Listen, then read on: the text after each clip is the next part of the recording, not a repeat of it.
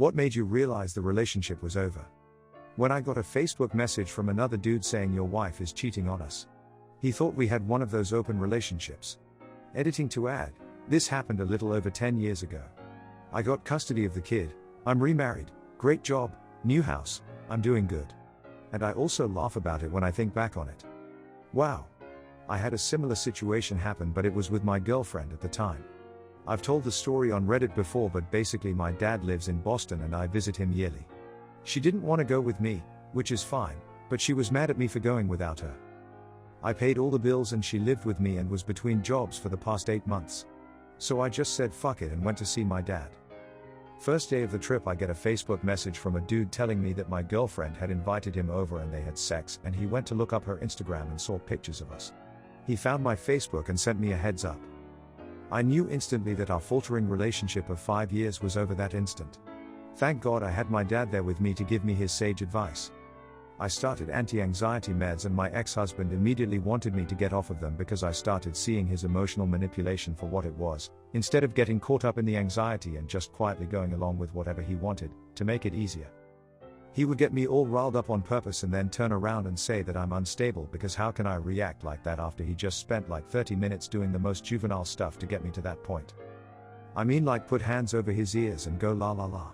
Tell me to calm my tits after he did something either neglectful or hurtful. He would belittle my feelings and tell me to deal with it because nothing's going to change. Before my meds I would basically be the okay face meme. Once I was on my meds I stopped reacting the way he wanted me to and he kept getting angrier and angrier. He kept escalating his manipulation until one day after a fight of him telling me how badly he wanted to leave me, again. Usually he starts calling apartments in front of me while I sob for him not to break up the family. I told him go if he's so desperate to leave. I went out to dinner with my dad and I came back to the house full of boxes and him locked in the room. I didn't talk to him because I knew this was another manipulation tactic to try and get me to cry. I didn't cry, instead I called my mom and asked if I can come sleep over there.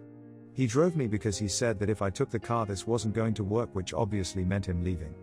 Right before we got to my mom's he flat out said that he has an apartment in a different state 12 hours away from my family and any sort of support I could have, and asked if I was coming with him or not. I said no. He said then goodbye. Threw everything out of the car onto the driveway of my mom's house and screeched out.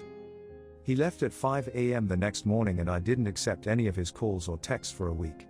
When I finally did, he had the nicest tone on telling me that he never left me and that this was a business trip that we had talked about. Again, if I was off my meds I might have believed him and doubted my own sanity. But I knew for a fact we had not talked about it, and all of his actions the night before proved otherwise. Also, he stole my computer.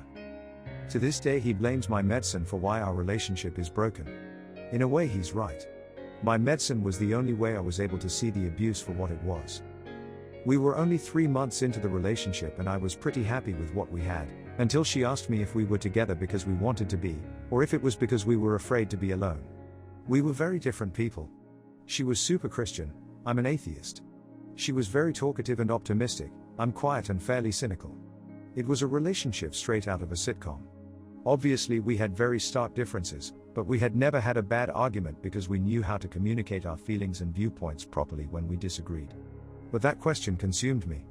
I tried to convince myself otherwise, because I am not afraid to be alone, but I doubted that I would ever find someone as genuinely kind and caring as she was. She was the type of person who always put others before herself. She had some quirks I found annoying, but I tried to convince myself that they were endearing because I loved her. That question made me be honest with myself. I loved her and would never want to hurt her, but I was not in love with her. The spark I had felt at the beginning of the relationship fizzled out in 2 weeks after that question. We were eating at a restaurant after watching the new Thor movie and she was stirring her food, clearly deep in thought. I asked her what she was thinking about, and she said that she had missed me all week. We lived about 20 miles apart and were usually only able to see each other on the weekends, and was wondering if I had missed her. I just started crying without saying a word because I knew I had not, and knew she could tell as our conversations had been fairly dry for the last 2 weeks. She tried to salvage it by talking about my favorite audiobook series that she was listening to, but at that point, we both knew it was over. She deserves a lot better. My ex, who was a major control freak, worked for an attorney. As a tool to get her way, she would prepare divorce papers and bring them home. The third time she pulled this, I signed them and made her file them. Game over. What are you gonna do? Divorce me? Woman who was divorced. Yup. My ex threw out divorce threats repeatedly. I distinctly remember one night where she said, "Fine.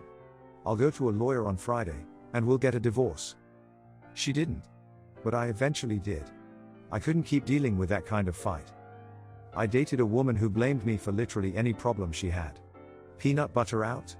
I'm overeating. Internet outage? I picked a bad internet company, etc.